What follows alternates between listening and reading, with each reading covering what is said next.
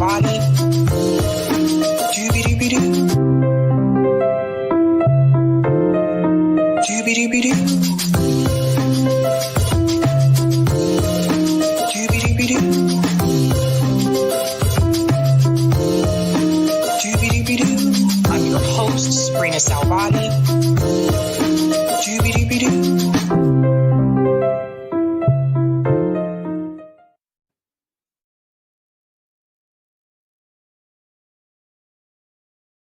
All right. Happy Friday, everyone. Welcome. Shout out to everyone watching on YouTube, Rockfin, and Twitter. And welcome to Sabby Sabs podcast. I'm your host, Sabrina Salvati. If you are new, I want to let you know that Sabby Sabs podcast is a part of Revolutionary Blackout Network. You can catch me there on Thursdays for the Roundtable and Friday for the Sabby Show. And you can catch me here Monday, Tuesday, Wednesday, and Friday. Want to give some shout outs to people in the chat. What is going on overnight? Says, yes, U.S. is generous. Our troops will proudly guard your wives and play with the kids. USA Jody Nation. Oh boy. Oh dear. What's going on? Howdy Friends says, waiting patiently for the second Sabby stream today. Welcome, Howdy Friends. Excuse me. What's going on? How Hannah G says, Sabby with a smile. Shout out to Miguel says, doobie doobie doo. Greetings, Carlos says, Sabby doobie doo. What's going on? I'm not going to say that last part. Schools Tucker, why so salacious, Sabs? They are great together, respect each other, and openly and respectfully exchange ideas. Yeah, I agree. I was an educator. I love last name that I'm not going to say. I was an educator. I use schools a lot. Shout out Yipper99 says hello to Carlos. Greetings. Janice Anderson says hi, everybody. What's going on, Gamer for Life? Always great to see you as usual. What's going on? Eric T. Red, who's a Sabby member, says happy Friday, Lefty friends. Greetings, Lawrence. Always a pleasure to see you, says doobie doobie doo. What's going on? Dessert Mantis says bada bing. Shout out to VLX11387 says smoking frog. Oh boy. What's going on? Noli D says, that was my Kim. Shout out to Comrade Cam says, hey everyone. Greetings to Yasmin AWOL says TGIF. Yes, it's Friday, ladies and gentlemen. We're kind of in the middle of an ice storm, but we're going to do this. We're going to do this thing. What's going on? C. Larson Thomas says, hello all. Greetings to you. Shout out to Steve Wolfbrandt says, hello everyone. Hello, Steve. Greetings, Greg Bruce, who's a Sabby member, says, hey all. Shout out to Delthea Simmons, who's also a Sabby member, says, hello, everybody. Give a big shout out to Aspen Fallen. Today was my last day at my horrible job. Thank you for being an inspiration, Sabby. Anytime, man, anytime you want to quit, just come to me. Shout out to Ashura says, Sabby Sabs, I see what you did there predicting bebop boxing before the stream starts. And you did that on purpose, knowing we can hear you. I did do it on purpose this time. I did. Shout out to Little Rock Elevators. This is going to be a great show tonight. I hope so. Thank you so much. Greetings, Franny French says, hey, Sabby. Hey, Franny, what is going on? Shout out to, scrolling through the comments here. Sorry, it's a lot of people. Shout out to G.A. Freckles says, hey, family. Hello. Shout out to Anarcho says, he woo. What's going on, Anarcho? All right. I think I got, shout out to Yep X says the establishment is freaking out, becoming more authoritarian and fascist because they're slowly losing control of the narrative. This is true. Education is key for a revolution to occur. 100%. 100%. Shout out to Stephen Johnson says, hello to you too, Stephen. And of course, I think I got you guys. I think I got everybody. All right. Welcome, ladies and gentlemen. So what are we talking about tonight? It is Friday. We are going to get into it, have some pretty cool discussions. We're going to talk about Jimmy Dore School's Tucker Carlson. What is that conversation about? That was actually a pretty interesting interview, so I'm excited to get into that. We're going to talk about Susan Sarandon calls out the NYPD. What did Susan Sarandon say, and why are people mad with her? When are they not mad at Susan Sarandon? And me and Eric are going to talk about Black Mirror warning. Are we currently living in a Black Mirror episode? So that should be an interesting discussion. We are going to get into it tonight. I want to give a huge shout out to everyone who is a Sabby patron. Thank you so much for your support and all that you do. Their names are listed here. If you are interested, you can also become a Sabby patron. You can be a member, a Sabby, a Sabster, or the ultimate. Huge shout out to John T and Sandy Brian, who just became new Sabby patrons. Thank you all so much. And their names are also scrolling across the bottom of the screen. So, speaking of patrons, I've been asked two things actually. I've been asked if I would do like a show where I can let patrons come on the show.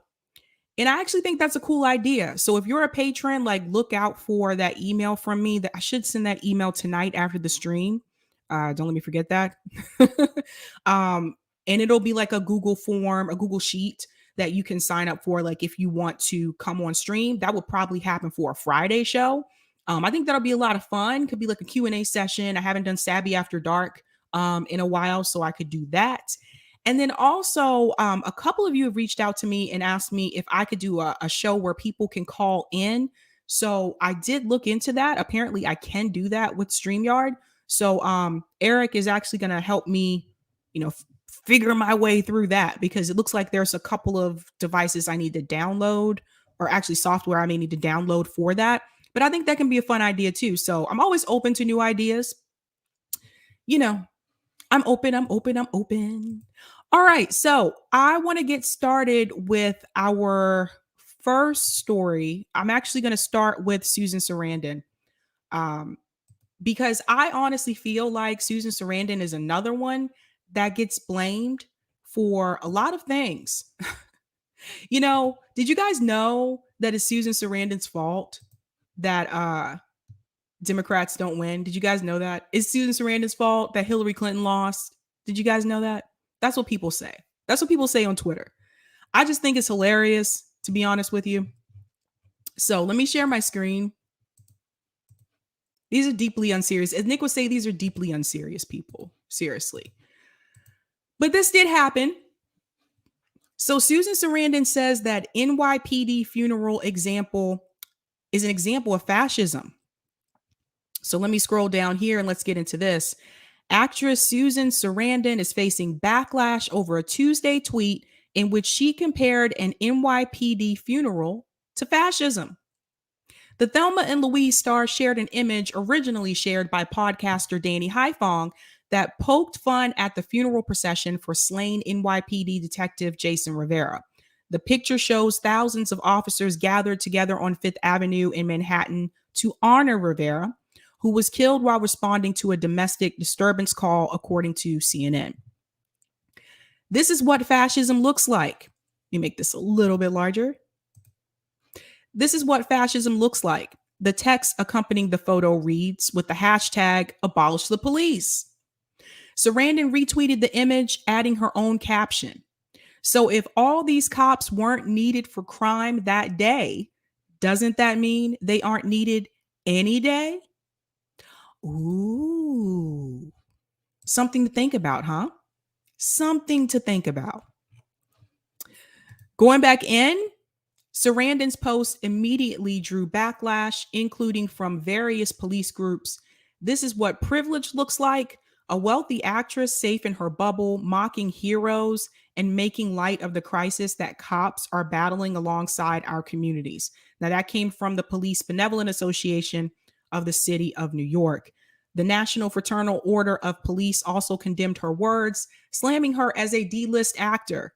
What? Hold up. They called Susan Sarandon a D-list actor? Are you kidding me? Guys, do you know what D-list? Okay, let me explain this to you. Let me explain this. So have you ever seen those movies during Shark Week? Like Shark Week 1, Shark Week 2, 3. I think there's like 4 different Shark Week movies. Anyway, the saying goes that the actors that they pick for those movies are B-list actors. So you may see people like Jaleel White, who played Steve Urkel. I think he was in one of those Shark Week movies. You'll see I don't remember his full name, but the guy that played Steve on 90210, you'll see him in those Shark Week movies. Tara Reid, not Tara Reid that we know of in the podcast world that worked for Joe Biden, but the actress Tara Reid was in those Shark Week movies. So they call those B-list actors. B is in boy. So a D-list actor is somebody that's like, oh my God. I don't even want to say someone that just does independent, because independent movies can be really great. I just think a D-list actor is below that. Is below that. Gary Seth said Trump is certified D-list. So they called her a D-list actor. Susan Sarandon, all the movies that she's done, Miss Rocky Horror Picture Show herself, they called her a D-list actor. Let's go back in. Let's go back in. Of all the days for Susan Sarandon to share her true feelings towards police, she picks the day we bury our fallen brother to make such inflammatory and brainless comments. That's a tweet from the police union. Sarandon has been outspoken against the police throughout the duration of the Black Lives Matter movement. Yeah, so this is not something that was a first time thing for her. Now, I'm sorry, but do you get what she was saying? Because I get what she was saying. If you have all of those officers at the funeral procession, and this is not to put any kind of, I don't know, malice towards like the officer who died and his family, but if you can take all of those officers off duty to attend that, who's on duty? So do you really need all those cops? I go back and forth about this a lot, but I tell you, like when it comes to like defunding the police, I don't think we need to give cops more money. I think they have enough money. I think the NYPD has a bloated budget. And I think that they're still not looking at the real cause here, which is poverty.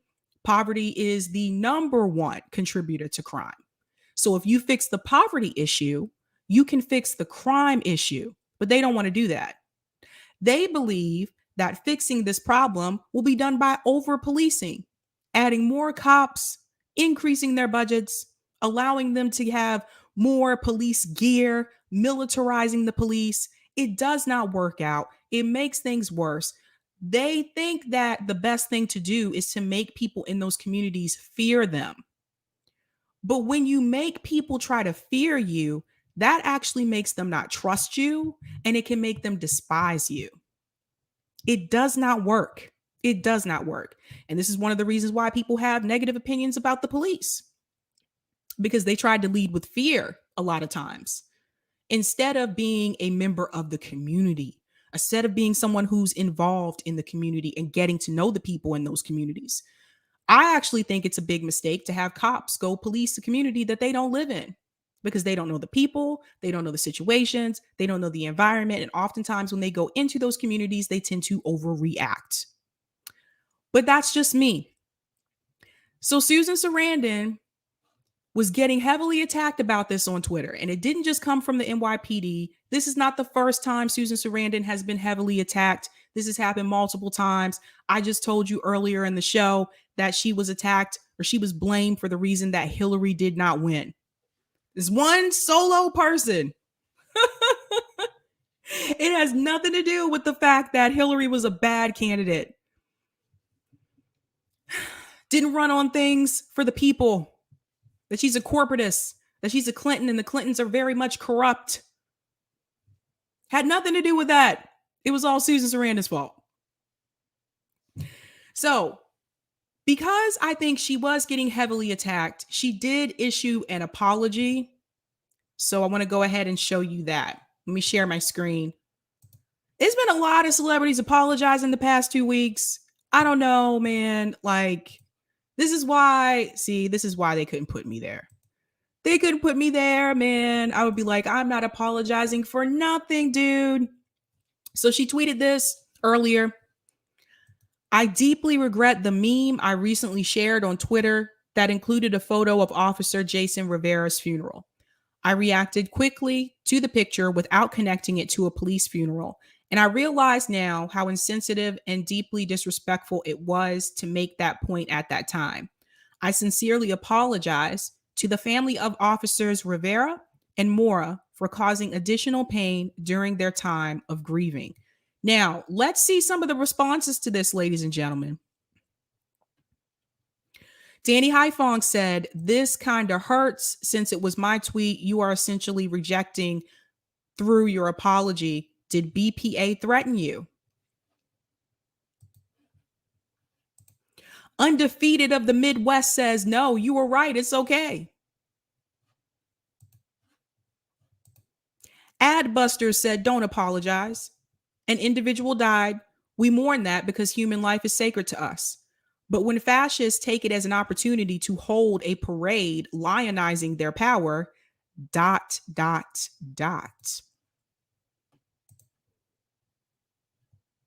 Just Maureen said, don't apologize.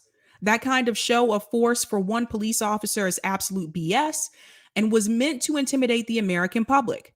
They wanted us to see that they are united as front and we don't stand a chance. How do you guys feel about this? Do you think that Susan Sarandon should have apologized? Do you think that was the right thing to do? Anybody? I'm going to check out the chat here. Anon user says, don't apologize for standing up to fascists. Because most of the responses that I've seen didn't feel like, that should have happened. Franny French said no. There you go. There you go. Yipper99 said she should not. Gamer for Life said she should not have. Yeah, so we've been seeing that a lot the past week or so. Celebrities having to apologize. Coasting Along said no need to apologize. It was a sentiment shared by millions. These massive police funerals are intended to get people sympathetic to the police, but not to the thousands of innocent, unarmed people who are executed by them annually. Well said. Well said. So yeah, that happened. Oh, I forgot to tell you guys what I'm drinking tonight. It's Friday. I'm having a beer. So this is by Old Planters Brewing, and it's called Bars and Jars Chocolate Peanut Butter Stout. Boom. I don't know if I'm holding this right in the camera or not. Can you guys see? Chocolate Peanut Butter Stout. It's actually really good. I've had beers before that were chocolate peanut butter, and they went way too heavy with the peanut butter. And I was like, yeah, I can't taste the chocolate. There's just no chalk. There's just peanut butter. So yeah, it's actually really good. Miguel said, can't stand people who apologize who did nothing wrong. That's been happening a lot lately, Miguel. That has been happening a lot lately. I've seen that happen recently. Oh, Delthea Simmons says, Susan is a grown woman. Say what you say, mean it, and keep it moving. There you go. Whoopi just apologized. Who else apologized recently? I think it was someone in the NFL. Can't remember. But yeah, a lot of people have been doing that. Miguel said, on second thought, an apology never hurt anyone, has it? On the contrary. Oh, Miguel. Oh, Miguel. I don't know why you said your name like that. I'm sorry, Miguel. I am so sorry. But yeah, I've said this before. I'll say it again. I think a lot of these police budgets they're bloated. They're unnecessary. And again, I think that if you solve the poverty issue, then you can reduce crime. Until you fix the poverty issue, it's going to be very difficult to reduce the crime, especially in a city like New York. Guys, I used to live in New York. It's very expensive, very expensive. I didn't know anyone in New York that didn't have more than one job. Even people that had a full-time job had something they were doing on the side, like some type of side hustle, So Oh, thank you, Steve. Thanks so much. I've been having lighting issues in here, so that's nice to know. um, Someone said something about the Reese's. I saw that just a second. Oh, choosy heterix. Dagda, that tastes like Reese's. It doesn't. Honestly, the peanut butter has like a really faint taste. It's not strong, it's not overpowering.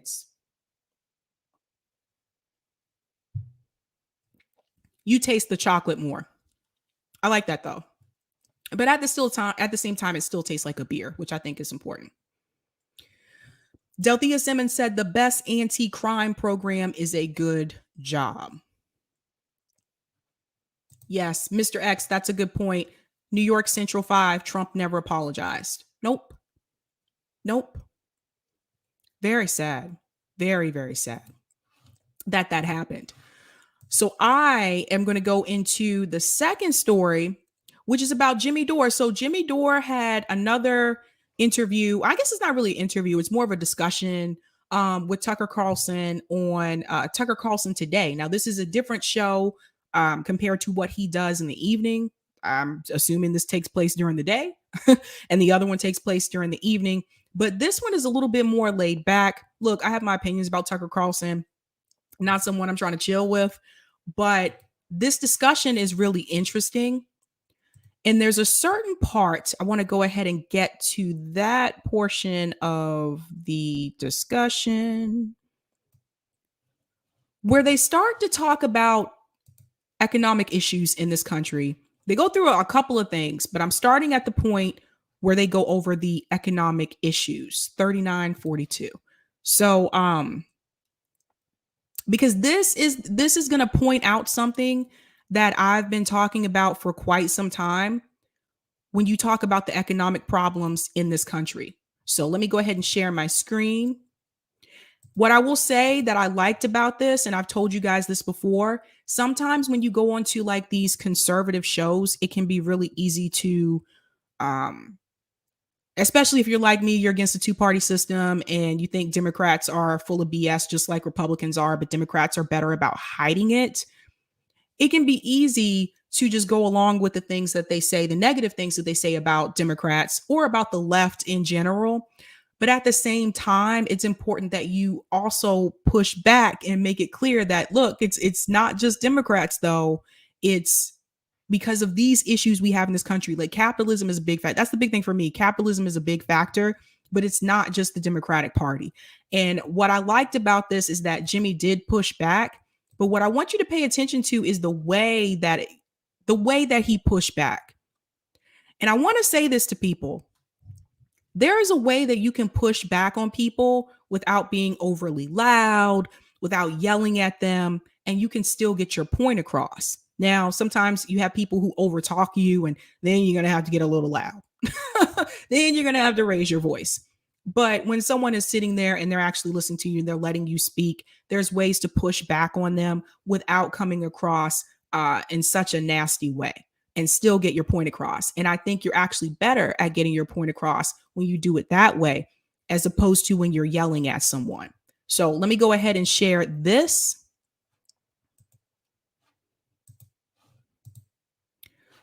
Computer love.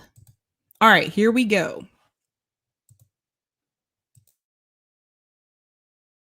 But he just went to a nexus and found that after 2012, when Occupy Wall Street emerged, the rate of the use of the word racist in the New York Times, USA Today, and the Washington Post went up by like 600%.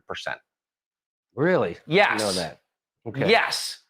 It's not proof, but it suggests what's really going on, which is all this, a lot, not all, there's racism, it's worth talking about, but the focus on unsolvable race problems was designed to keep you from talking about solvable economic problems and the distribution of wealth in the country. Well, I think I don't know if that's 100% true, but it's certainly partly true. Exactly. I don't think it's 100% true. Right. So but the response to Trump wasn't, how can we make people's lives better so they don't vote for a guy like that again? Right. The response was, we've got to let everybody know that he's only there because of racism and everything else is fine. And that's crazy. I mean, I would be at these Hollywood parties right after Trump was elected, and I would be like, it's because of economic pain in the country. They're like, no, this is racism. This is 100%. And I'm like, come on. Trump didn't invent racism. 3 out of the last 4 RNC chairpersons had to apologize for the Southern strategy. They've been doing this forever. What are you talking about? Ever since the parties realigned after civil rights, what are you guys talking about? They've been doing this. This isn't new. The thing that is new is that we're now voting for a TV show, game show host con man because we're so desperate. Okay, this is the part where I want to jump in here because there was something that was said that I really want to point out. The economic problems that we have in this country. And this is where I tell you sometimes, I know some people don't agree with this, but I do think that class and race do intersect. And I want to tell you what I mean by that. And this was something me and Irony went back and forth on. When you look at some of the racial problems that we have in this country, I'm talking about the systemic racial problems. I'm not talking about groups like hate groups that just hate someone because they're a different color. I'm talking about the systemic racism that we have in this country.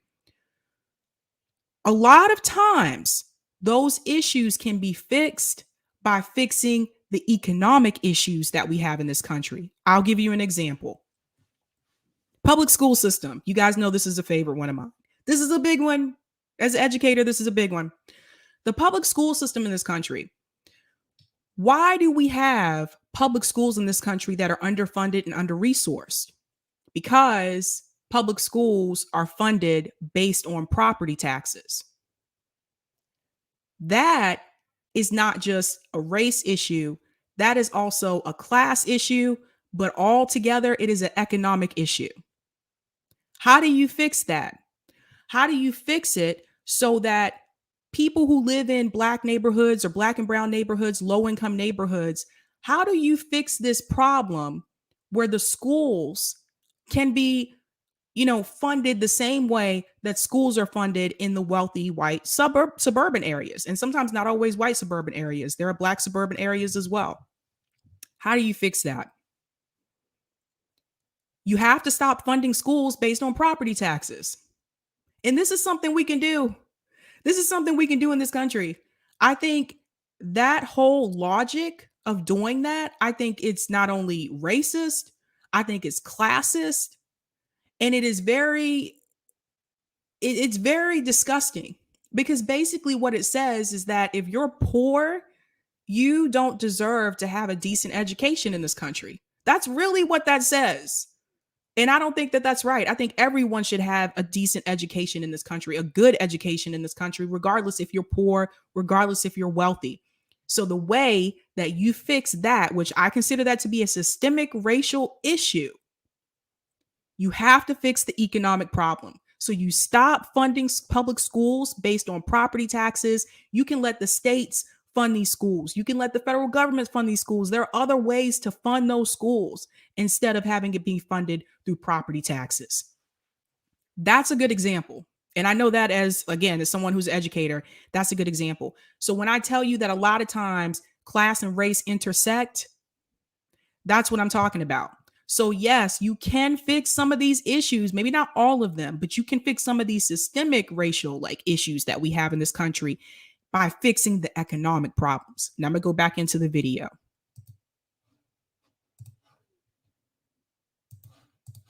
That's what's new. And they didn't want to hear, and that's when they did Russiagate. So it's got to be racism and Russiagate. It can't be economic pain. It can't be the fact that people can't pay their medical bills. Right. It can't be that GoFundMe is our health insurance. It can't be that in the richest country the face of the earth has ever seen. And I ask people, what do you call an economic system that takes the richest country the earth has ever seen and renders half of its population poor or low income? You call that a failed system. And people need to recognize that we're living in a failed system. We've got the wealth. They just gave $5 trillion, the largest upward transfer of wealth in human history. And they got every progressive to vote for it, including Bernie Sanders. We are living in a failed system. No matter who you elect, it's not going to make a difference. So the quicker people realize that our political system is 100% corrupt, rapacious oligarchy, and that we have to have direct action and get in the street, which is what always gets things done, right? When we got civil rights, Martin Luther King, you got to get in the streets and you got to make things happen. If we're going to have healthcare. We're going to have education. We're going to have a living wage. We're going to have to make them give it to us. Power gives you nothing unless you have a demand. I don't know how that's the opposite. Again, that's something I've been saying over and over again. What did I tell you guys? At the end of the day, it's a failed system. So what happens now? We're getting into the electoral part of the conversation, right? So what happens is every election cycle, we get our hopes up because we're like, it's a new person that's running. They're going to be the one to get things done. They're going to be the one that's going to be able to accomplish things that their predecessors could not. And every time we get excited, we vote for them, they get in and they fail. But that's on purpose. They fail because the system that they're going into is already corrupt. So you, as the politician, you may not be corrupt. When you're running as a candidate, you may have every intention on accomplishing those things that you set out to accomplish. And then you go into the two-party system and you realize if you want to play this game, if you want to stay in this game, if you want to have a career in DC, you got to play by their playbook. And if you're not willing to do so, they'll push you out.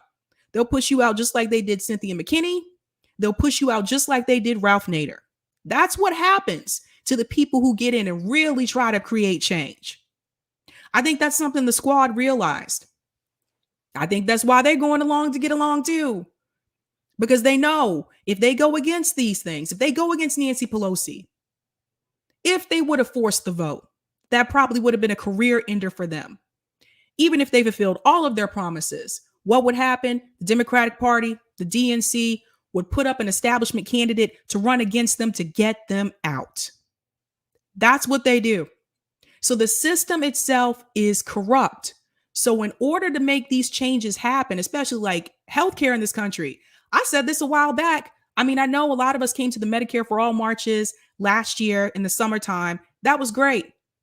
But do you know we could have had so many more people had someone like AOC tweeted it out, had someone on these larger platforms would have tweeted it out and told people about it if they would have gotten out in the streets in order to get these things, some of these things that we really want. We want them to cancel student loan debt. I'm going to go ahead and tell you right now, we're going to have to hit the streets. Joe Biden is not going to just do it. Joe Biden doesn't even know where he's at half the time.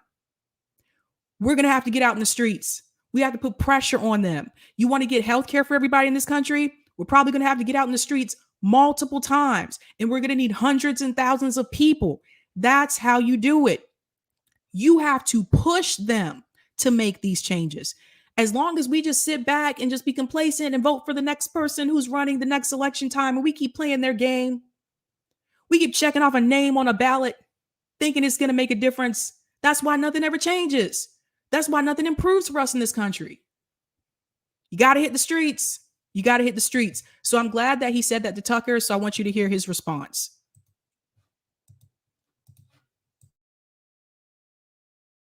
Opposite of what I see, though, I mean, it's pretty clear in every society I've ever read about, change happens when the professional class decides to bring change. Because actually, people who are living paycheck to paycheck don't have enough power to affect change. And honestly, they don't, okay? So that would mean college students, people who have an actual shot of getting a job at McKinsey. They're the ones you need on board if you want change, because they will be running the country. I've never even...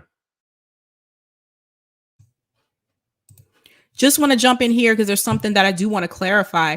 So when Tucker says you need the people at the top, the college students, the college graduates, the ones going into McKinsey. McKinsey is a consulting firm for those who don't know, people going into those kind of businesses. Long story short, yes. Would it be helpful if you had people who have resources, have some money, can make a couple of calls because they have connections? Would that be very helpful? Absolutely. Absolutely. But that still doesn't mean that us as working class people, that we can't have our own movement and we can't do it without them. We can do it without them. But the problem that we're going to run into is the resources part. We will need the money. Now, things are a little bit different today than it was during the civil rights movement. There was no GoFundMe back then. There was no Facebook, no Twitter, no Instagram. We have the technology to reach out to people to ask them, can you please help us fund this movement? So we do have an advantage with that they didn't have back during the civil rights movement. Like back then, you really had to you really had to go door to door. You had to get everybody in the community involved. Like that took a lot of work, right? And it would take work with us as well. But I think the difference is I agree with him in a sense when he's saying that you really need to have people at the top to help. I wouldn't necessarily say people at the top per se, but people who have access to resources and have connections. People who can call the local, have connections to the local news station that can tell them to come down and capture the march. You see what I'm saying? Because I can tell you when we did the marches for Medicare for All, we sent out press releases to news stations and stuff like that. At the end of the day, it took someone who was a part of our group knowing someone at one of the TV stations to get them to come down. You need people who have resources and people who have connections. That is important. That's key. Met one who's interested in any economic question whatsoever. So isn't there? Have you noticed this? Yes, I noticed this. They're all a bunch of Pete Buttigieg's, right? Assuming we're pronouncing that correctly. So yeah, they're all just different shades of the establishment. That's all they are. But I thought we had to, like FDR, right? So FDR, he didn't bring socialism to America. They say he saved capitalism. And the way he did it was he told his rich friends, if we don't give them some of our money, they're going to take all of our money, because he just saw the revolutions that had happened in the world. And so he said his cousin Teddy Roosevelt, same thing. Right? And so he figured that out. You got to give people, so he gave Social Security, and you want a job, I'll give you a job. Why doesn't the government do that? Why does the government, instead of giving you welfare or whatever, say, hey, if you want a job, we'll give you a job. Go give it. And then, so there's no reason that you don't have a job, because we're going to give you a job. We could do that. We have the money. Again, over and over, we prove that we have the money. It would take $20 billion to end homelessness. They increased the military budget by $20 billion already under Joe Biden. They could have did it. They could have ended homelessness. Well, so wait a minute, let's go back. That's such an interesting point. So the CCs, the Civilian Conservation Corps, was a So I'm glad that he mentioned how much we gave to the military industrial complex, because that's important to note. I do, from what I remember, I think Tucker Carlson is anti-war. If I'm wrong, please correct me on that. But I think it's important that he did mention that, because again, when you're talking to someone on the other side, especially people are like, well, I don't want inflation. I don't want to just give money away. It's important that you point out to them that, well, hey, we gave $768 billion to the military industrial complex. So it's important that you give them examples to show them that we do have the money, that the money is there. I like the fact that they mentioned FDR, and the fact that, again, FDR didn't act until the people rose up, until the people got out in the streets. And that's important for people to know. People need to understand that. Sometimes people talk about FDR and they act like he just woke up one morning and was like, hey, I'm going to give the people money and give them, these Social Security programs. I'm going to let them get houses, make this so much better for them. And leave out the fact that, no, the people rose up and put pressure on him. And that's the same thing we need to do with Joe Biden or any president that's in office right now during our lifetime. So I think that's important to note. Going back in. Now we're getting into the money portion. Largest mobilization ever in American history during peacetime. Douglas MacArthur actually ran it at first. And they built the infrastructure of our national parks, and they built, they're everywhere. To this day, it was 90 years ago. We did a wonderful job. Yes. Every stone barbecue at a pullout in a national park was built by those guys. And they were young men who didn't have jobs. They got jobs. No one even and I think it was an amazing thing that they did. It was useful. And it gave dignity to the people who did it. Yes. And it gave them money. Yes. And it stimulates the economy. Demand side economics, not supply side. So now you've had a lot of hurting people after the COVID shutdowns. I mean, indisputably, a lot of people with no money, they couldn't work. Instead, we just write them checks, which is better than letting people starve, of course. But why didn't anybody say, let's give people skills, dignity, jobs, rather than handouts to which they become dependent? I don't know, maybe because I don't know, I'm speculating, but maybe they don't have jobs programs because that would raise the wages of the regular workers and put economic pressure on private employers, right? Now they have to compete with these people who actually have an alternative. So right now they're getting unemployment, and a lot of employers are saying we can't get people to come work. Yeah, because you pay shit and you offer no benefits, and these people have a better life on unemployment. What does that tell you about our system? And that's also important to note. And I'm glad he mentioned that to Tucker Carlson, because some of the talking points I've seen on Fox News has been, oh, well, there's all these vacant jobs and Americans are just lazy. They don't want to go back to work. They just want to sit at home and collect money. Well, nobody's collecting money now because they kicked people off of unemployment back in September on Labor Day. So what's the excuse now? And then in November, over 4 million Americans quit their jobs. I quit mine last month. So what's the reason now? So again, the point that Jimmy brought up about paying people a living wage, that's why people don't want to go back. People want to go back to these terrible jobs, these horrible employers. They didn't want people to take lunch breaks, wanted people to eat at their desk, didn't want to give people time off or shame them when they got sick and had to call out to work for these scraps, for pennies, for this little bit of money just to get by, and still have to deal with all the precautions that you still have to take because of the pandemic. You have to have, obviously, a lot of us, we have to have the mask on when we go in and things like that. Nobody wants to deal with all of that for pennies. So I'm glad that he brought it back to the problem is that people are not being paid a living wage. Thank you so much for saying that to Fox News, because that's not the message that they usually send across. Right. So, yeah, that's why they don't want to have that. I mean, that's my speculation why we don't have a good paying jobs program in the United States. Why don't we? It's certainly better than sapping the life out of people. But I mean, you don't want to be idle. Every time I've been fired and I don't have a mission or a purpose, it really degrades how you feel about yourself. How many times has Tucker been fired? He said, every time I've been fired. How many times you been fired, bro? How many times? I don't know.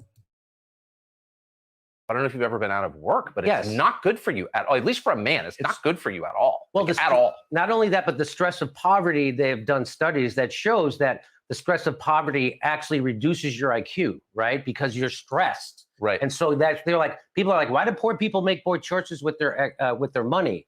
And it's like, well, one of the reasons is because they're stressed, because they don't have money and they don't know how to, and so they make bad decisions. And they've proven this through. And so we need to take the stress away from those people. We need to give people, health care, a living wage, and then they can start living up to their potential, and they won't have that kind of stress.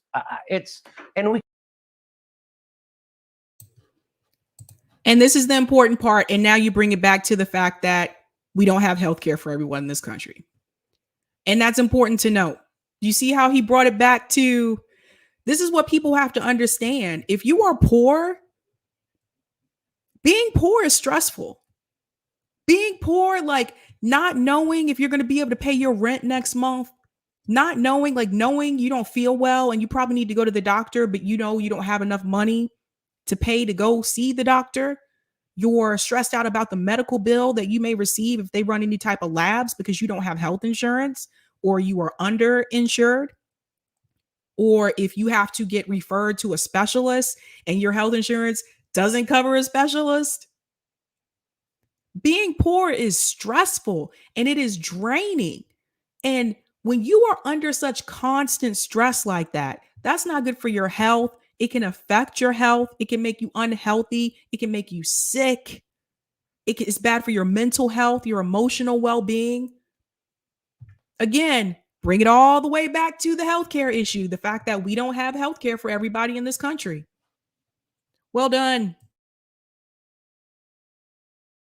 We could do it so easily. We could get rid of student loan debt. They just gave $1 trillion tax cut under Trump. That would have got rid of the student loan. I mean, they could do these things, but they just don't want to, because those people who are in the positions of power, they came from McKinsey and they have no association with people like me.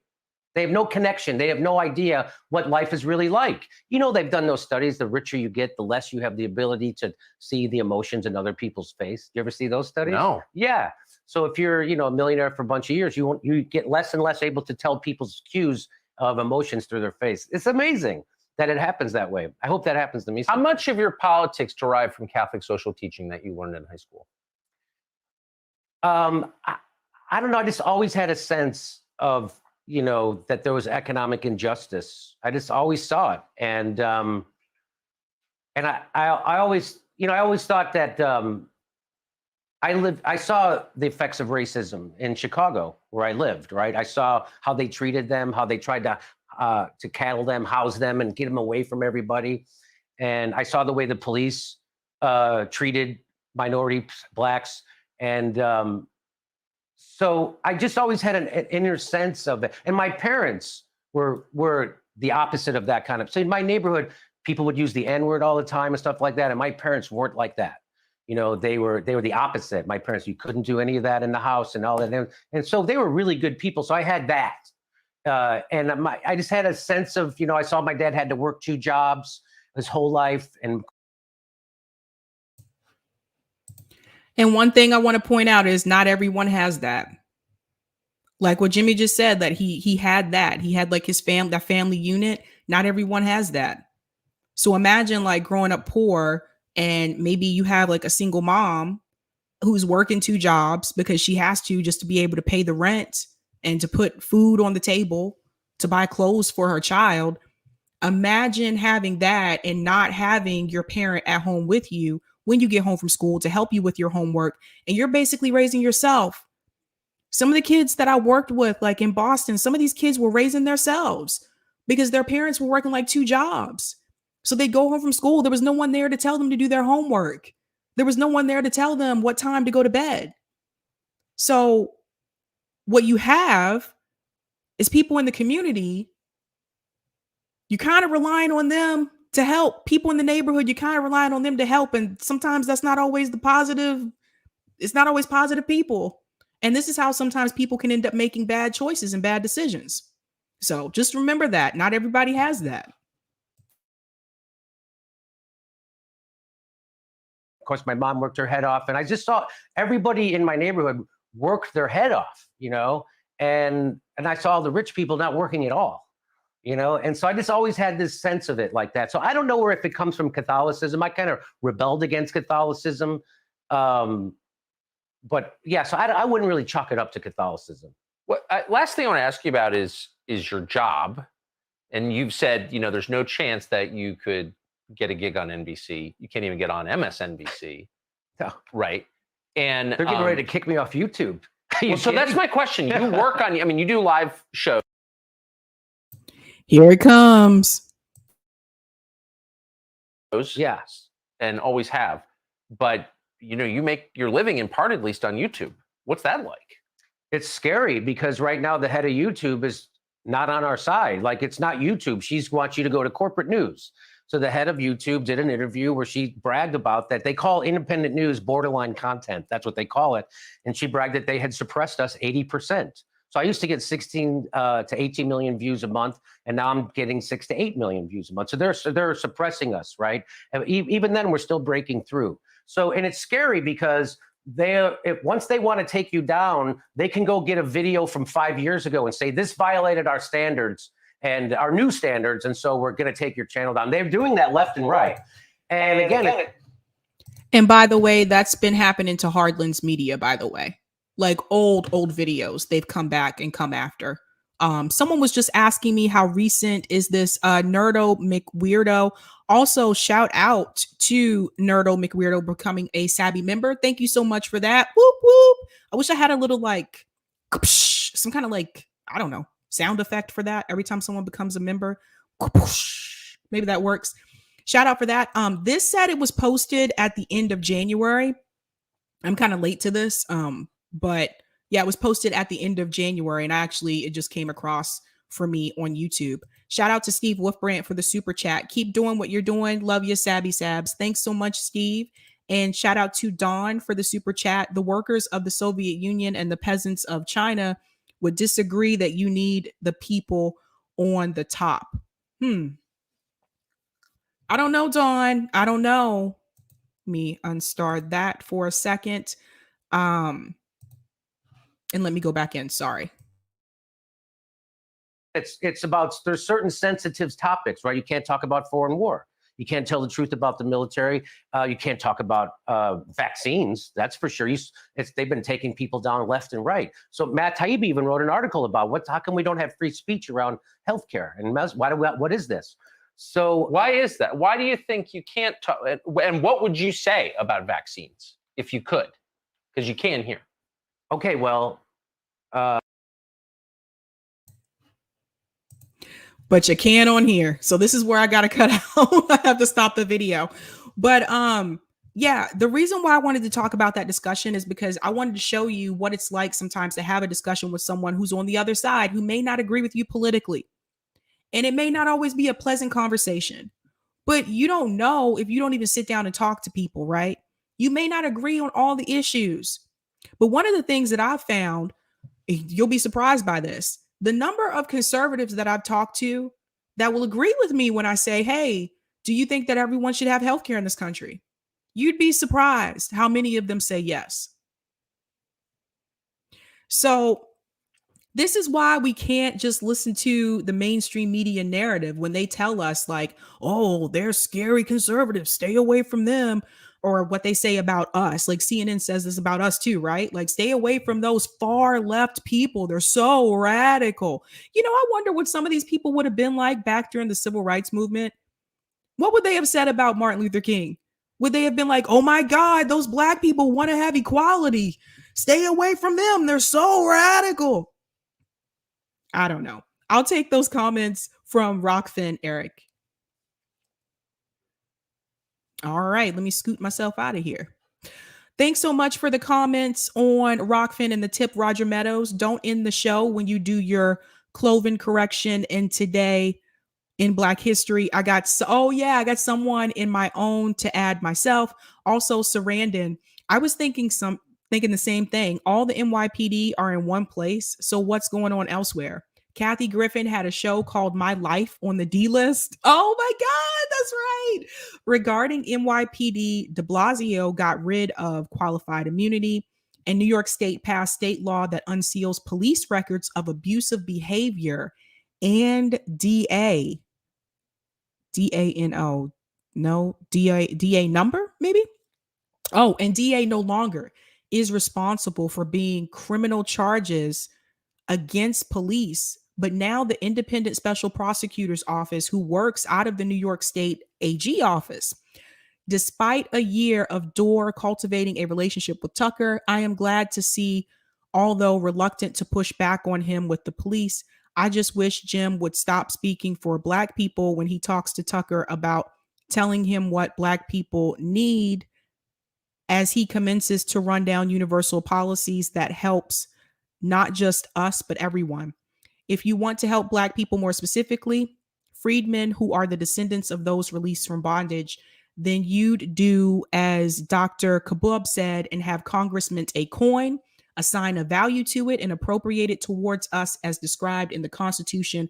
Although good, Doctor said Treasury Secretary True too, doing it as reparations.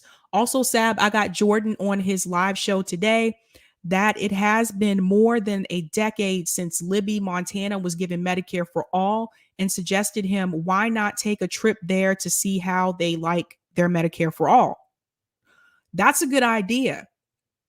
That if it is working for them in Montana, which is a ballot initiative state that allows them to go completely around the Montana government to place initiatives on ballot to pass Montana law and add amendments to the Montana Constitution.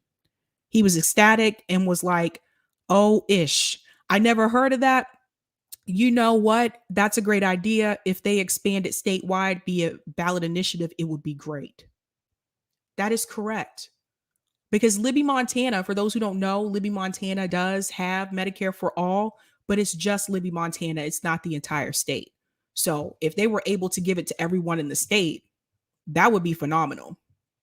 That could probably work. Like they could be, I was like, Washington State might be the first ones to do it. New York State might be the first ones to do it. But the fact that they already have a town in Montana that has it, that could work. That could really work. Okay. Oh, in reference to Tucker Carlson. Oh, Jimmy speaking for Black people with Tucker Carlson. Well, you know what I say to that, Roger? Maybe Tucker Carlson should invite a Black leftist on. Has anybody been on? Anybody? I don't know. I'm asking you guys seriously. Like, has Brianna Joy Gray been on there? I don't know. It doesn't have to be just Breonna Joy Gray. There's other Black leftists, but I'm curious. Have any of them ever gone on? I don't know. But that would be awesome. Thank you so much for the super chat, CB Jamrock. Welcome to Jamrock. Sorry, it's a song, you guys. There's another more recent Jimmy and Tucker video. Oh, wow. I got to check that too. I told you I was probably late on this, but I saw that one was posted at the end of January. Let me come out of here. Steve Wolfbrandt said cold pink anti-war demonstration, I think Sunday morning. It's Sunday morning. Walter said support code pink anti-war rally tomorrow. So it's either tomorrow or Sunday. But for those who don't know, Code Pink, definitely check them out. Incredibly active activist organization by Medea Benjamin. I'm not sure if all of you are familiar with her. If you don't follow her, you should follow her on social media. They're doing phenomenal things. No, Echo J. I nominate you and Nick. Oh my God, could you imagine? They would never bring us back on. They would say, don't bring them back on here again. I'm just kidding. I'd pay to see a discourse between Tucker, Sabrina, or Nick. It would be interesting. Yeah, that would be funny. That would be interesting. Angry Progressive said Cornel West. Okay, maybe Cornel West has been on there. Thank you for that. All right, we're going into our third story, which is Black Mirror. So I want to explain to you guys what Black Mirror is in the event you're not familiar with this. So I'm just going to share this really quick, and I'm going to let you in just a second, Eric. Black Mirror. So if you are not familiar with this show, you need to familiarize yourself with this show. It is kind of like a modern day version of the Twilight Zone. It is in the future, and a lot of these episodes revolve around technology, the pros and the cons. Most of the time, it's the cons. I'm just going to be honest with you. But one of the questions that's come up a couple of times is, are we already living in a Black Mirror episode? So Eric actually has picked out a few episodes that we're going to talk about tonight that should alarm you. So I'm going to go ahead and let Eric on. Boopity boop. Doing the boopity boop. All right. So, yeah, Black Mirror, I think it started around 2011. Actually, we'll share this screen over here. There we go. Black Mirror was, gotta get on the right thing. There we go. Black Mirror was created by this guy's the main guy, Charlie Brooker, who's actually a British, he was known as like a British comedian and kind of comedy writer and whatnot. And I don't know, he just came up with this, and it's just kind of amazing what he managed. What he said about it as far as the title, he said the Black Mirror of the title is the one you'll find on every wall, every desk, in the palm of every hand. The cold, shiny screen of a TV, a monitor, or a smartphone. So that's kind of what the Black Mirror is. All right. Gotta get this screen share working right. So let's see. All right. Our first episode is Men Against Fire. I don't know. Do you want to start out the conversation about this one, Sabs? This is the one about the soldiers, right? Yeah. Okay. So this episode, I think, it takes a while, I think, to get into. It takes a while for you to figure out exactly what's going on, right? So a long story short, Men Against Fire, there are implants that are made. There are these soldiers who think that what they see, that they're fighting against, is not human. They think that they're like, I don't want to say like aliens, but they just think that they're not human, and they're told that they're supposed to basically execute them. They're supposed to get rid of them. And it's like this kind of augmented reality that changes what they see. So they see them as these creatures they call roaches. Here, I can actually show one. There we go. Yep. But it's not actually how they look. They're actually human beings. Right. But it's but the technology makes them look like this. And then the protagonist has someone who's kind of like doing like guerrilla actions, hit him with this light that disables the implant. And then the soldiers start seeing them as what they are, as human beings. And that really gets in the way of him doing his work. And there's this whole concept. So as far as like, so we want to try to connect this to our current world. And, you know, I think of the propaganda that's out there about the other, about people turning against each other. Mm-hmm. No, I agree. It's like, basically, like, a long story short, I feel like they were kind of brainwashed, maybe not brainwashed, but they had taken in so much propaganda to see these people as something evil and something that needed to be killed. And that's not what they were, but they believed in the propaganda. And I'm thinking about that right now with some of the talking points that are coming out about Russia and Ukraine, and how some people who are saying, even some people who say they're leftists, are saying that, oh yeah, we should just go get rid of, we should just go get, you know, knock out Russia. We should put sanctions on them. We should do all these things. And it's like, now I feel like there's so many people that have been made to believe that Russia, like Russians, are these evil like people that need to be taken out. And I threw in this still because this is kind of part of the plot too, is how of course he gets pushback and argues with his fellow soldiers, and they're almost ready to take him out because of course they're still seeing the people as non-humans. Mm-hmm. And then they put him in therapy. And of course, the therapy is to make him get back into his job, and Right. because even after he gets his implant fixed, he's a bit bothered, unsurprisingly, by what he now knows. I mean, Caitlin Johnstone talks about propaganda a lot, and one of the things she says is that propaganda only works if you don't know you're being propagandized. Right. If you realize that there's propaganda acting upon you, that gets in the way of it. And so a big part of it is just stopping that realization. Right. No, I agree. And one thing we probably should have said earlier, spoiler alert, the show's going to have a lot of spoilers about Black Mirror. Yeah, well, we So- probably don't. We probably don't want to tell the whole story, but just give like, you know, like pieces about it. Like, We'll see how it goes. yeah, because this also shows, like, this episode in particular talks about, it kind of shows like that groupthink mentality.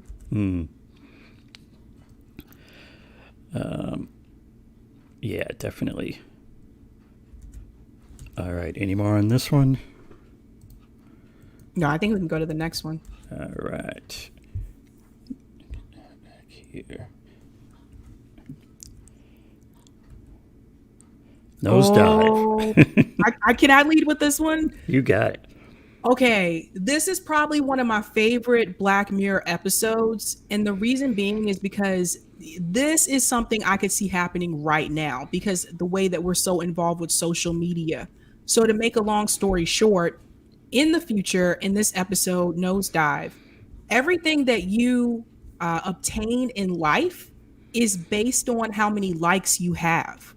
That's how you get everything. So let's pretend that your likes on Facebook or your likes on Twitter actually determine whether or not the type of apartment that you can purchase, the type of car that you can buy, the type of house that you can get, the type of job that you can get.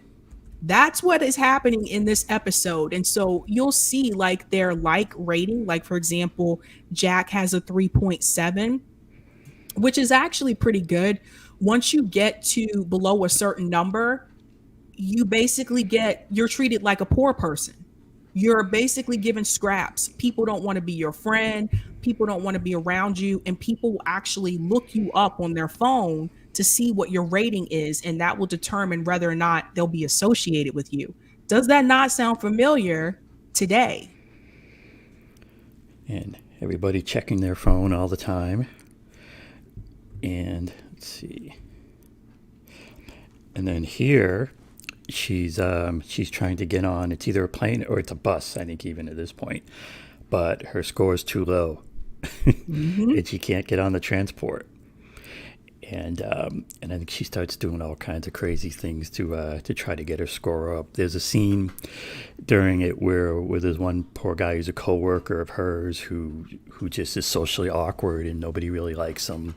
There's even scenes of like so in the show they're always doing this thing where they click the phone at each other, giving them the like, and there's a scene in it or there's scenes where people like are doing that with him, but they show like they're not actually doing it. They're just faking it because even to be seen as his friend where he's not popular will lower their score. And then like the last time you see him, he's gone out to lunch and he can't get back into the building where they work because his score is too low to get back into the building. And he's begging people to give him a like so he can get back into his work building. Yeah, and this kind of reminds me of the class issue that we talk about a lot too, because it's true. It's like in this episode, if you're seen with people that have a low rating and you have a high rating, that's actually not considered good. So it'll take you down. Yeah, it's like, so basically the people who are up here are really not congregating with the people who are down here. So again, it comes across as like a class issue. And because people really want to get a high rating so that they can get the things that they really desire in life, they end up being fake. It's very fake. It's very, very fake. You have to be overly nice just so someone will give you a like, so your score will continue to rise. And if you upset someone or hurt someone or whatever, or even like use profanity, they can give you a ding and your score will go down.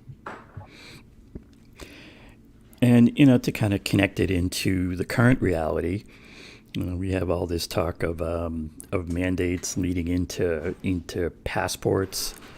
And, Max Blumenthal talks about this a lot in kind of framing it as the idea of a nascent social credit system.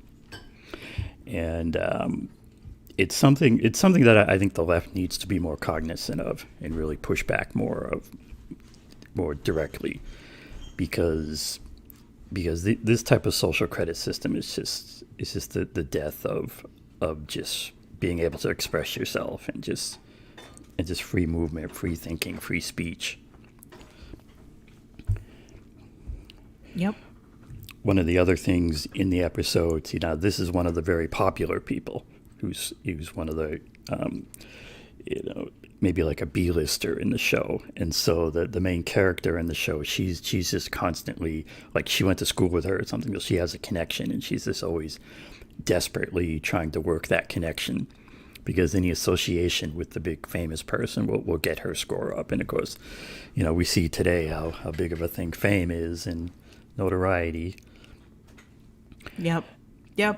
It's very fake. It's very fake, basically. But it's just scary how much people rely on these likes and notoriety from people. But that happens today. And then the ending. I mean, I don't think it's too much of a spoiler to talk about the ending, because it's kind of a weird. I don't mean like. I mean, like the very ending. It's kind of a weird very end. The very end of it ends with like the main character like in a jail cell, and there's another guy in a different jail cell, and they just like they start yelling profanities because like they've just totally like had enough and they've snapped, and that's like how the episode ends, with the two of them screaming profanities kind of at each other and at the air and into the air. And I'm not even sure what that's supposed to mean, but I guess maybe, I don't know. Yeah. So right. the next one is Metalhead. Yeah. This one is scary. I'm just like, this was one, like I could only watch it one time, and I was like, if this were to happen. The stuff of nightmares. So in this story, it's kind of a future, at least in the area that the person's in. This is our main character. It's very desolate. She's almost getting close to be almost like a sole survivor, and they're being the humans in the area are being hunted down by these robot dogs. And yeah, when you see these robot dogs in action, they're scary. There's the stuff like there's like when you first see it, like it just kills a human like nothing. It's like, and it can get to you. It'll I wouldn't want these in my dreams or my reality. They're way more powerful than a human. Like, even though they're smaller than you, they're way more powerful, and they pretty much like. I think in the beginning they were originally put there to fight, bad guys, but they just end up thinking basically anyone that's a human being is bad. I mean, it's unclear. I don't think they ever really spell out exactly what happened or why. No, I think I watched the explanation video for this one. Mm-hmm. That the technology turned on us. Mm-hmm. Yeah, that's probably what they have in mind. I mean, the other thing I've thought of is that it could be almost like a concept of like nuking a place, of just deploying, like let's say you declare an enemy zone to be a place that you're going to wipe out, and you just deploy these robot dogs and just kill every human they can find as a form of warfare. Do you remember the neutron bomb? You might be a little younger than me for that, but the neutron bomb was a form of a nuclear weapon that they would explode up in the air, and it would put out this radiation burst that would kill all the human beings in the area, but would leave the property untouched. And they actually made some of these. I mean, this is back, I don't know, probably Reagan type of time, and then there were protests against them, but it was just this idea of having this weapon that just wipes out all the humans but leaves all the property, because we might need that. That would be useful to leave behind. So it kind of reminded me of that as well. I was gonna say, Marco said this episode scared the crap out of me. Well, Boston Dynamics will be safe. Oh yeah, I was gonna mention too. So I got some videos. Yeah, I was gonna say at MIT they already have like a robot cheetah. They already have a robot, so that's why I say like, are we already? Yeah, are we already living in a Black Mirror episode? Well, funny you should ask. So let's switch over. Wait, what do I got next on? Okay, that's that one. Let's look at. That's not the right one. It's Roger again. More Roger. Right. Oh, there is more Roger. All right, we'll get to that later, Roger. All right. This was just in the news in the last few days. And this is I mean, they're not even hiding. I mean, this is off the official federal website. Robot dogs at the border. And there's our nice friendly prototype. But here's the picture that really got people's attention was this, and it's just this nice helper robot dog for the border. So yeah, it's here. Of course, at this point they're saying, well, it's just to help. It's just for assistance, and it's nothing big to worry about. Let's see, so the company that makes this one is called Ghost Robotics. So I have one of their very nice promo films that I thought you might like. Oh boy. And I'll play a little bit of the music too that they even give this. This is real. This is today.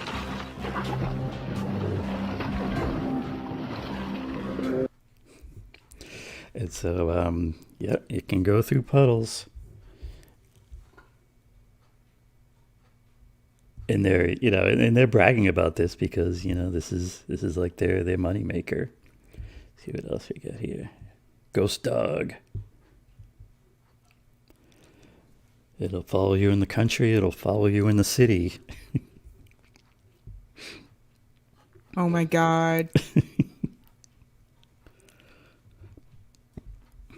This really does look like that episode. That's what I'm saying. Like,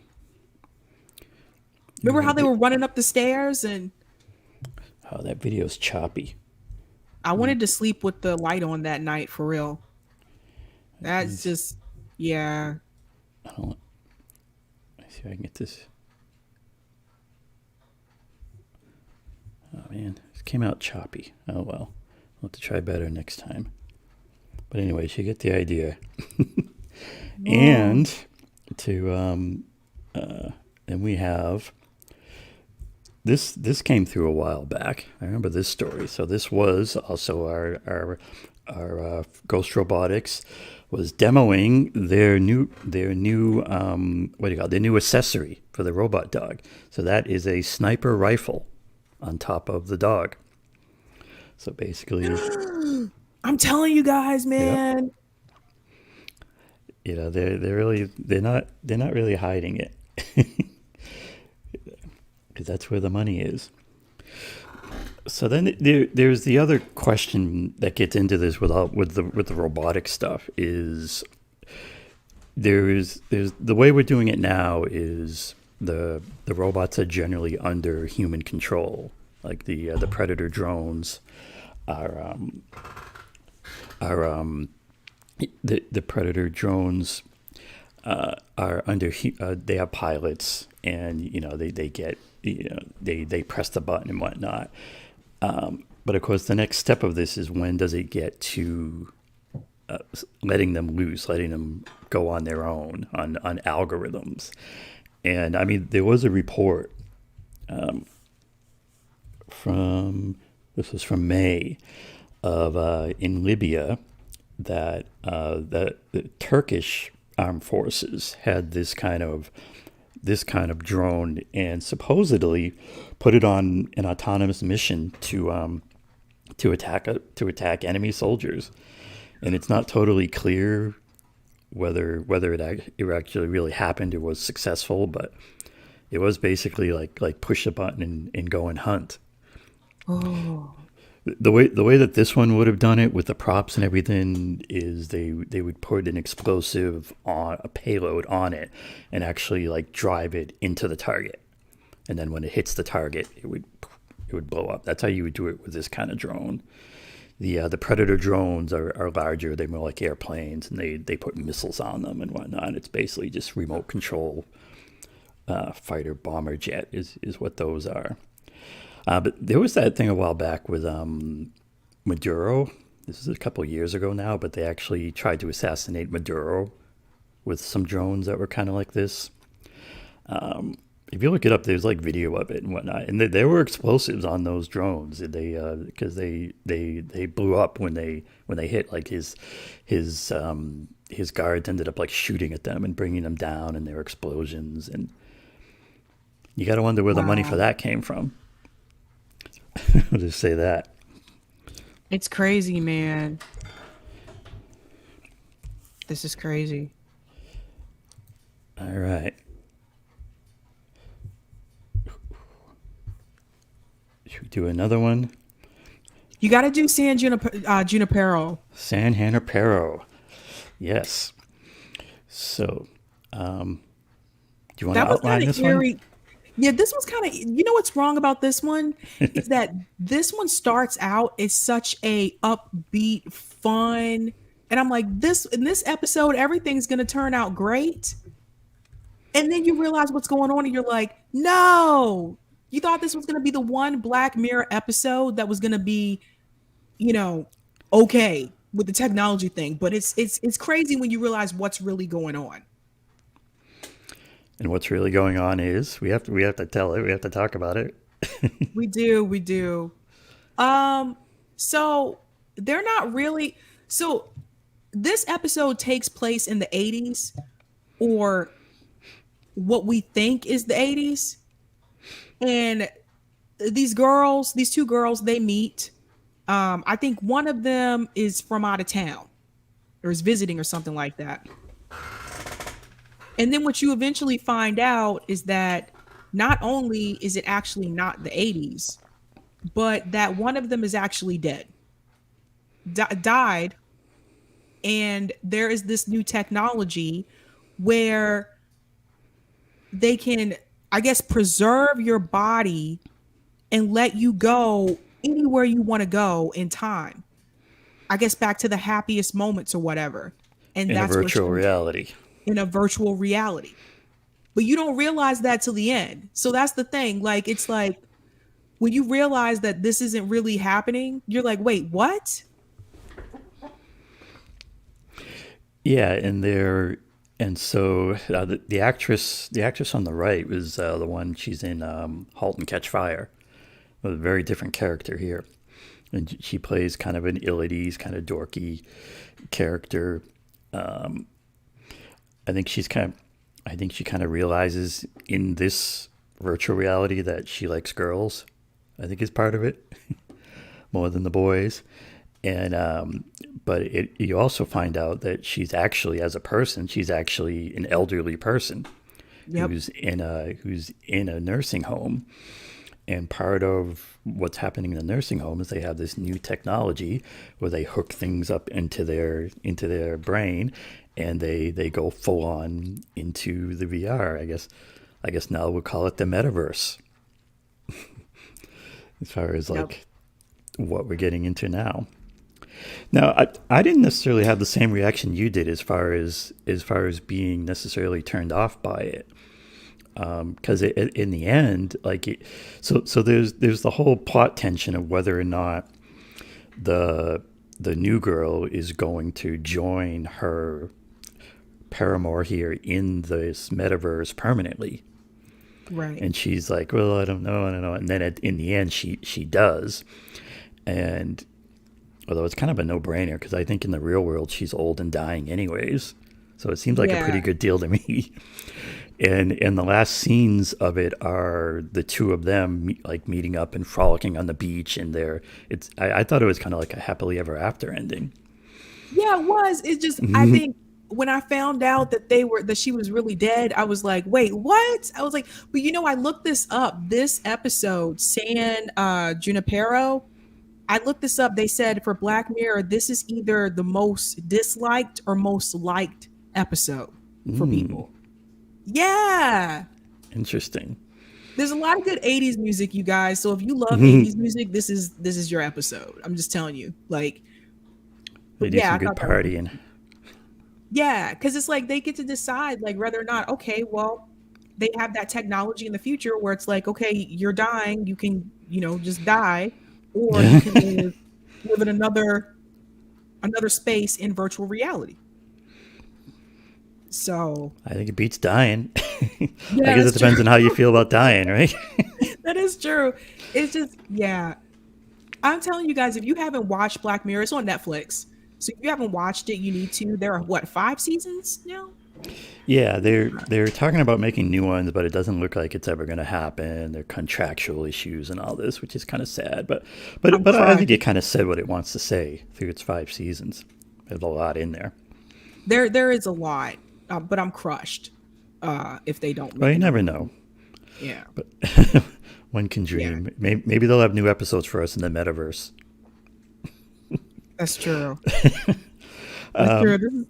And then like the final scene, I always remember the final scene. I mean, it's kind of cutesy, but it's very Black Mirror cutesy. There's them running and meeting up and frolicking. The music is Heaven on Earth, Belinda Carlisle. Yep. And it's but then they also cut to shots of the server room, of the computer room. That's actually where they're existing in. Yep. And they do some cutting back and forth. So then that kind of makes you a little bit like, well, what if somebody pulls the plug? What if a hacker gets in? It would be kind of a bad day. Right. If you're in there. And there's also like there's also a company name that's in there that gets referenced a few times in the show. Do you want to tell them about the song, Eric? The song that's actually played throughout Black Mirror episodes. It's sure not I in know every. that. The one that goes, oh my gosh, let me look it up. Go ahead, do what you're doing. I'm gonna find it because that song will get stuck in your head. We'll see. Maybe the chat can help us too. Let's see. Anyone Who Knows What Love Is by Irma Thomas. Anyone who knows what love is. You can blame me or try to shame me, but let me find the words to this. I'm just saying stuff. Anyone? It's in multiple different episodes. And every time that song comes on, I'm like, oh my God, that song is stuck in my head. Mm-hmm. But it's by I'll put it in the chat so people can look it up if they want to listen to it. Anyone Who Knows What Love Is. And they definitely have they definitely like to have Easter eggs in the show, so you can definitely look stuff up and see different little things. Yeah, I recommend you guys, like, after you watch a Black Mirror episode, to go on YouTube and look for the explanation video or look for the Easter eggs, Easter egg videos. Oh my God. So this is from the episode Black Mirror White Christmas. Oh, this one is so wrong. And there were actually like 2 or 3 parts to this one. Yeah. Because it starts off, I don't know, do you want to set it up or do you want me to? Let me try to remember. So it starts off like they're in the cabin out in the wilderness. Isn't this the guy from Mad Men? Mad Men, John. Ooh, Mad Men's another good series. I definitely recommend. His name is John. Oh, John Hamm. John Hamm. Okay. Yep. John Hamm. He was at the Tip Tap room here in Boston. Mm-hmm. What was I don't he know doing? if I ever told you that. Eating food. Oh, okay. He was. Yeah, I don't know how he could ever go out in peace. I would think he would get mobbed. Yeah, I know. Like, so I'm trying to remember. You have to set it up. Yeah, like, so there's like it's just these 2 guys out in a cabin, and then eventually, like, they're telling each other their stories, and eventually they start opening up to each other, and then it turns out he's actually like a VR agent, and there's a guy who they think committed a crime, and they were trying to get a confession out of him, and this is the new way to do interrogations, is to basically put them into this virtual reality. But then they get into another part where he's basically trying to create. It's basically like a company, as I recall, it's a company that like creates the perfect personal assistant. And and so the way they do it is they put a probe on someone's head, and for like a few weeks, and it sucks in their whole personality. And then they take the data from that probe and they make an avatar. But the avatar is like so perfect that it thinks it's the actual person. Mm-hmm. So then when they boot up the avatar, then the avatar is just like, what am I doing here? Just put me back in my life. And so in order to train and discipline the avatar, he, as the trainer, basically just puts them in an empty room and just leaves them there. And then because it's actually a virtual simulation, they run the person's clock and time, so it feels like to the avatar they're in there for years. And so John Hamm just goes, well, let's see how you feel after a couple of years, and then he kind of then goes back to it, and the person's been sitting there, and they're desperate to do anything, and basically turns them into an avatar that's very obedient. Mm-hmm. And it kind of gets into this question of like what is existence, what is consciousness, what is time. If your whole personality were cloned and put onto an android, I mean, so would that android also be you? Right. What if it thinks it's you? Right, right. You guys see, like I said, like a lot of these episodes have to deal with like technology, but it's like technology gone wrong. Um, oh, there's another one too. I don't remember the name of it, but there was another one where, remember the one where the guy wanted to know if his wife was cheating on him? So there was this type of technology in the future you could do where you could, it was like in his eye. You could Oh yeah, rewind back yeah. Everything's everything. recorded. Everything's Yeah, recorded. everything's recorded, and so both of the and then they can play back, and there's a thing where they just kind of stare and they're actually looking at the playback. It actually kind of messes them up too because I think then they break up and then he keeps playing back the good times. It makes it a little hard to get over. Robin. This is one of the scariest ones ever. And both of them, to kind of connect them back to the current day, there's of course with the recording everything, we record everything with our phones now, and Yep. and everything you can record as much as you want and play it back as much as you want. That's only going to get more so. I mean, where the technology's going is it is going to get more and more easy to do that kind of recording. It's going to be things like just a pin that you can just wear that just records everything in your experience, and then you can play it back.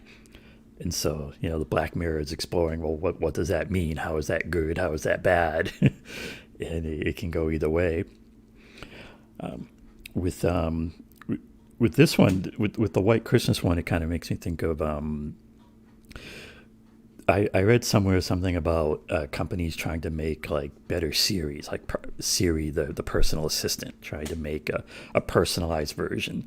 And so what they could do is they could look at all your data and your social media data and try to create the best digital assistant based on that. Right.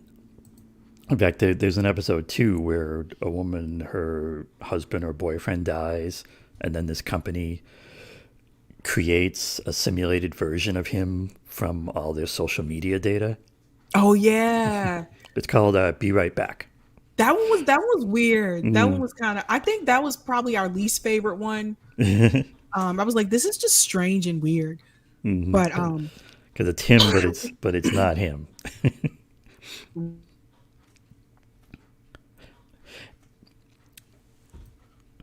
what's that, Lawrence? I'm enjoying this. It's like when two Twilight Zone fans get together and discuss their favorite episodes. Oh man, I still have to do that Twilight Zone one. And That song, you guys, I was telling you about. It's in these. I'm going to share my screen really quick so I can show them. It's in five Black Mirror episodes. Yeah, they'll do that. They'll. So it's in these ones.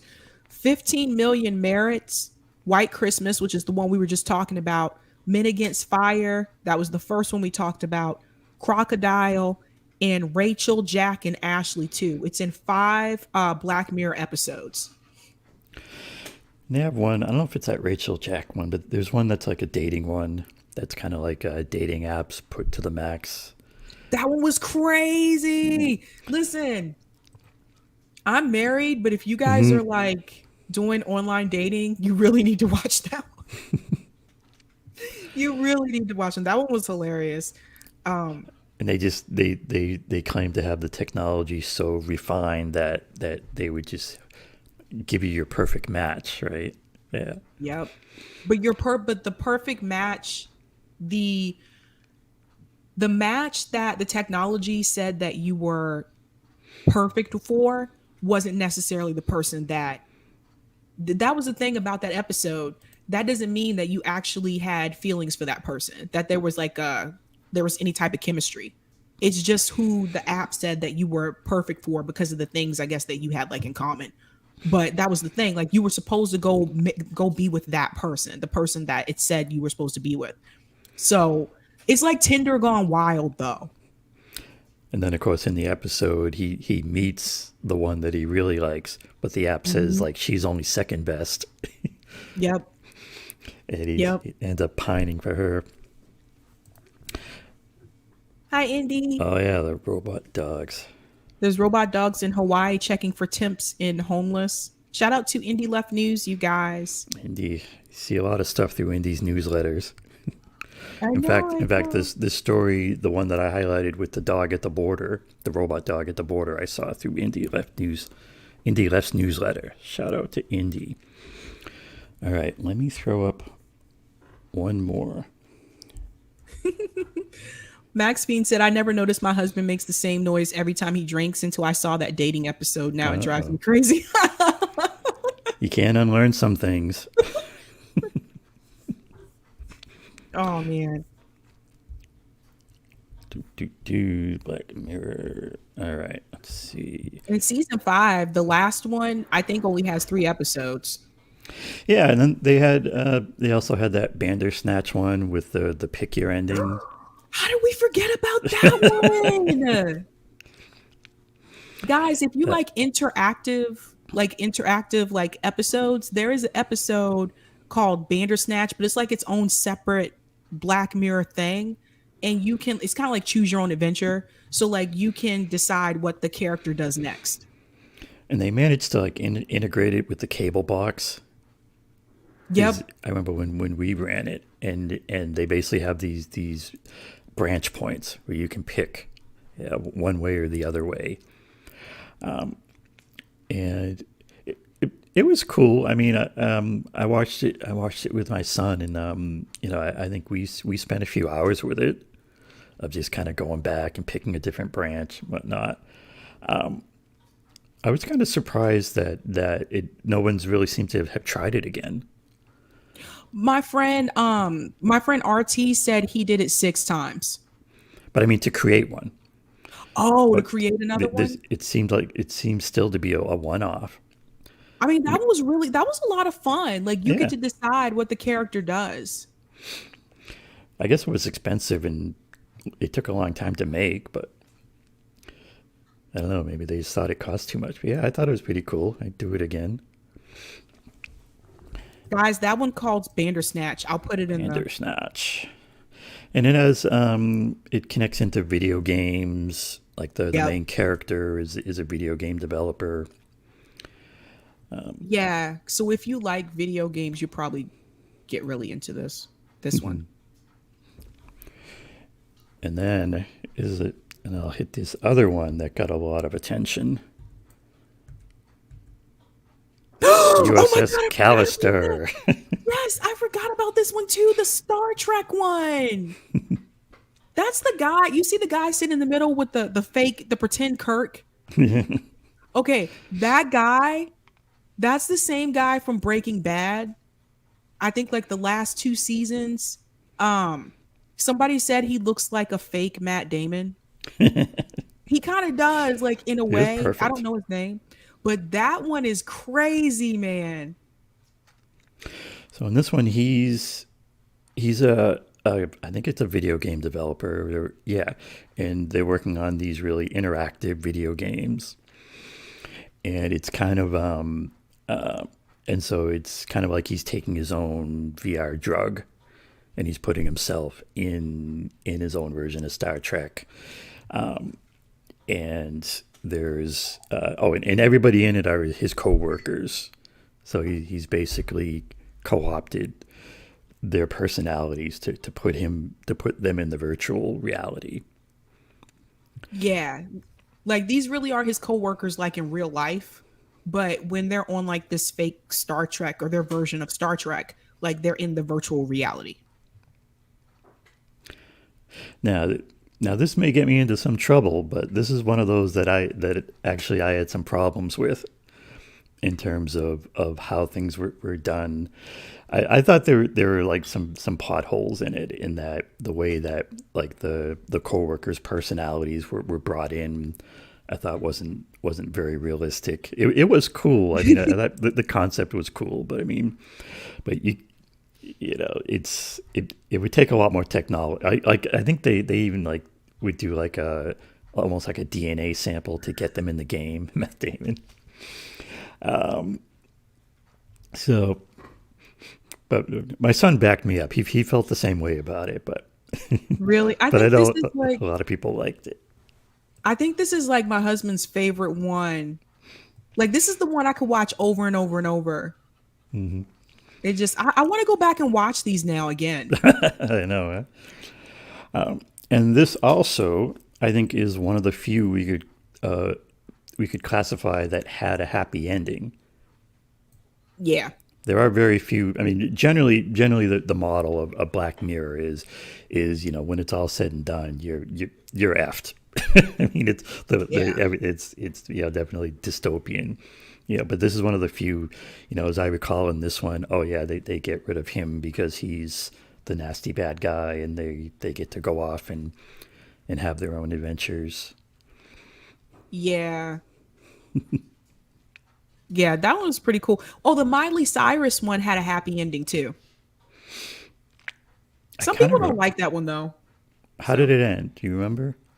She got her freedom in the end. Okay. Yeah, because she was like the star, and they were drugging her up and everything and keeping her. In fact, I guess it's very much now we could connect. We should have put that one in. You got a real connection there to Britney, right? Yep. That's kind of what that one remind me of. That's the Miley Cyrus Black Mirror. And we end with the Black Mirror. Yeah, this little robot doll is creepy. Can I share my screen? Oh yeah. How do I get out of here? Okay. Let me Oh yeah. save image. There's so many of them. I as. can't remember them all. We There remember are a our lot. favorites, especially. Yeah, there are a lot of them. I do have to tell people, if you've never seen Black Mirror, please do not start with the very first episode on season 1, because I've had friends start with that one and it really like turned them off. It has to do with a pig, and I don't want you guys to have to see that. Let me share my I'll share the screen. This is the Miley Cyrus People one. can't take a little bit of intercourse with a pig. No. Like I was like, why is this happening? But that wasn't the first one I saw. I didn't watch them necessarily in order. But this is the Miley Cyrus one, and that's her little doll. Oh, Like it's like yeah. a robot doll, but it's really, I guess, kind of yeah. supposed to be her. Mhm. It's really weird. Oh my God, someone else just brought up White Bear.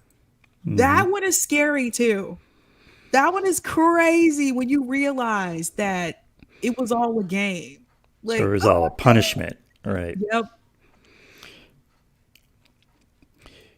The with the first episode. So what happens in the very first episode is it takes place in England, and the royal princess is kidnapped, and the kidnapper says that he'll kill her unless the prime minister goes on television and has sex with a pig. Yep. And literally that's what ends up happening. and then it kind of turns out to be like it was almost like a version of performance art, in that then the person got what he wanted. He released the princess, and I think he kills himself, and like they find his body, and it's all just like a performance art to the extreme. Yep. But the other thing I found interesting about it is they were, so a big part of it is they're making fun. Everyone is laughing at the prime minister. Oh, is he really going to do this? Oh, he's going to have to do this. And then he actually gets on and starts doing it. And then everybody's like, whoa, this is freaky and gross. He's really doing it. And then you would think then his career's over, because he's embarrassed and everybody's seen that. But it turns out then that the people admire him because he did the heroic act that freed the princess, and it helps his political career. I always thought that angle was kind of interesting. Yeah. I'll share the screenshot for White Bear, because I saw a couple people mention this one in the chat. This is the one for White Bear, you guys. That one was crazy, man. That one was crazy. Like, you feel sorry for her going throughout the majority of the episode until you get to the end and you realize who she really is. That's what really like blew my mind. It's like when you realize what she really did, then you don't feel sorry for her. Mm-hmm.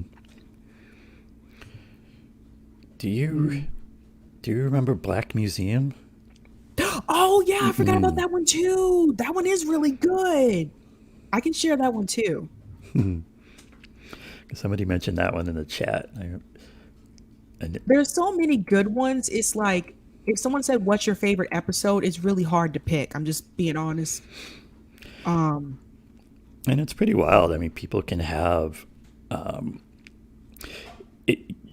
these really different reactions to different episodes. Mm-hmm. I'll share a picture from this one too. This is another one where it's like I feel like you think you know what's going on, but you don't, and then it's just I'm just when you laughing at the realize. comment. Y'all convinced me to avoid the pig episode. Roxanne. A coworker of mine, I told her to watch Black Mirror, and she was like, "Okay, cool." And she started. I told her not to start with that episode, and she was like, "Well, that made me curious." So she started with that episode, and then she was like, "I don't want to watch any more of the." I was like, "No, I told you not to start with that one because the other ones are not like that." So she didn't get to see these, but this is Black Museum, and this is another one that's really like creepy. They're on Netflix. Yep. That's another one that's kind of creepy.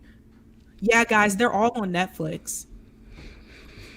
Just search for Black Mirror. Yeah, and it started out as a BB series, and then it turned into a Netflix series. Mm-hmm. Wow, it's 9:47.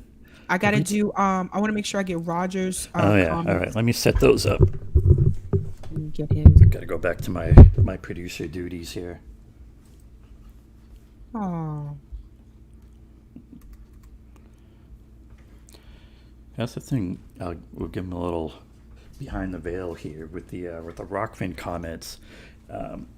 It's hard to get them off Rockfin, but we do. I know. We're happy to do it, but it takes a little bit of copy paste. Yeah, Rockfin doesn't have the best chat feature, I think. Maybe at some point, StreamYard will figure this out. I hope you guys enjoyed that Black Mirror tutorial there. I hope you enjoyed that. What else was I gonna do? Oh, while Roger's getting that ready, I do have to let you know. While Eric's getting that ready. I'm sorry. Oh man. I keep calling you Roger because it's always Roger's chat. Roger. While Eric's getting that ready, I'll go ahead and show you who tonight's African American in Black history is. So I told you guys every night I'll present someone to you from Black History Month that you may not be familiar with that did something like pretty awesome. So I'm going to go ahead and share my screen and show you who I'm introducing you to tonight. And every time you go into an elevator, I want you to think about this person. You go ahead and put up my banner here. All right, so tonight's Black History Month spotlight is Alexander Miles. Alexander Miles, another design that contributed to saving lives was Alexander Miles' elevator design. Before him, elevators were operated manually. People had to consciously open and close the doors of both the elevator and the shaft every time. Miles realized the constant hazard that this posed when riding an elevator with the shaft door open with his daughter. In 1887, he obtained the patent for his invention, including a flexible belt attached to the elevator cage, allowing the doors to function automatically. He was inducted into the National Inventors Hall of Fame in 2007. So tonight, you learned about Alexander Miles, ladies and gentlemen. So every time you get on an elevator, yeah. I know, every time you get on an elevator, you can be thankful that you don't have to close the doors manually with your own hands. So there you go. Just about got it here. We'll do a bunch of them because it's easier that way.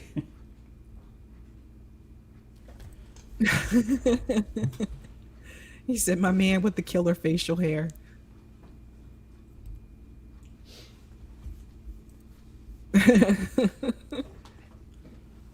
All right, here we go.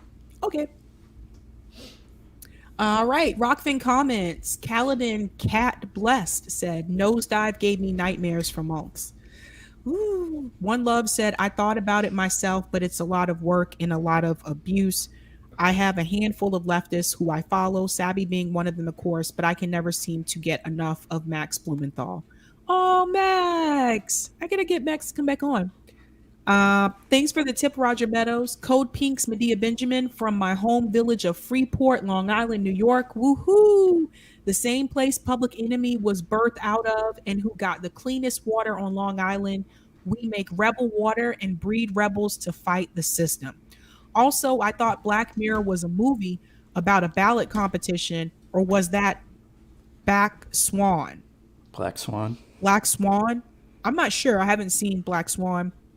I forgot. Robot dogs. Time to walk around with your own personal EMP blaster. Gene said so an effing EMP scary. blaster would be a weapon that is a electromagnetic pulse.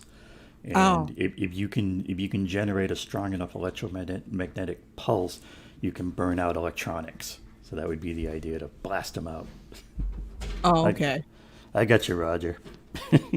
Roy O'Neill said Mad Magazine made a back fold over discussion of nuclear bomb. And Gene says... maybe a neutron bomb? Oh. He means maybe. Gene says Black Swan was ballet. Okay, there you go, Roger. One Love, always remember what Biggie said, stay low, keep firing. You get a lot of less resistance when people don't know you, and you can get a lot more done.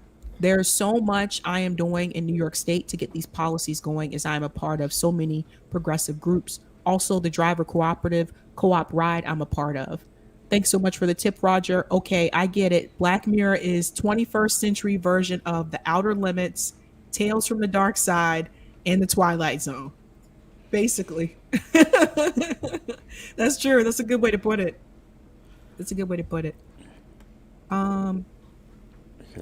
I like this. I don't know if I can pronounce your name. Inquillaby, that fake Matt Damon, Jesse Plemons, is married to Kristen Dunst. What? That's interesting. I didn't know that. That's good to know. And thanks for the super chat, Steve. I've dated a few pigs myself. Now. Oh man, Steve. Oh boy. Guys, so it's almost 10 o'clock, so I'm gonna head out. I'm assuming you guys are probably, I don't know if Jackson is streaming tonight or not, but he usually streams after me. So I'm assuming some of you are probably heading over there. But definitely make sure you guys have a good weekend, and I'll see you guys on Monday. Watch out for the robot dogs. Yeah, watch out for them. And if you haven't seen Black Mirror, definitely check it out, you guys. Check it out on Netflix. And let me know what you think. All right, guys. You know how we do this. Have a good night. Keep up the fight. Bye-bye.